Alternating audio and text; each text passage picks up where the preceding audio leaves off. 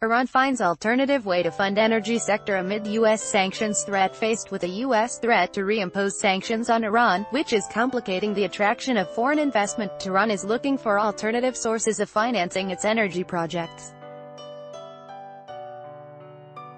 According to the country's Minister of Petroleum Bijan Zanganeh, up to 75% of the $200 billion Iran needs to sink into its own gas production were expected to come in the form of foreign investments, Press TV reported. However, these plans have been seriously hampered by President Donald Trump's recent decision to exit the 2015 nuclear deal and reimpose sanctions on the Islamic Republic.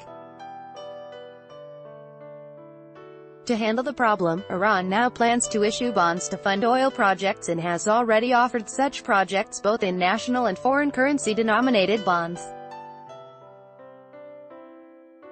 In the past, the government had issued sovereign state-guaranteed bonds to pay its debts and improve the balance sheet of the banking sector. Under Islamic banking rules, no interest is paid on bonds and buyers become stockholders and share in the profits or losses of the bond issuer. The government hopes that the issue of bonds denominated in foreign currencies may check the dollar and euro buying spree caused by the recent depreciation of the national currency, the rial, and secure much-needed funds for development projects. On Saturday, Bijan Zanganeh unveiled plans to jack up oil output by 460 million barrels within 3 years from 29 oil fields.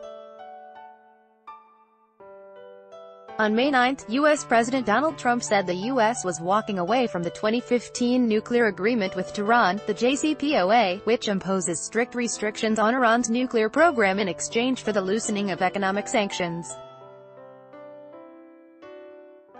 Trump has said that he would reimpose U.S. sanctions on the country and threaten to sanction foreign companies doing business with Iran.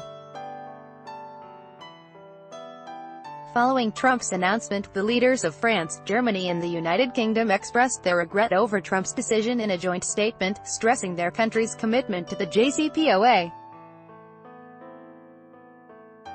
Fred Moore, energy analyst, gives 6 reasons why EU will resist folding to U.S. pressure on Iran. They have also announced plans to apply a 1996 law that would prohibit European companies from complying with any sanctions the U.S. would reintroduce against Tehran.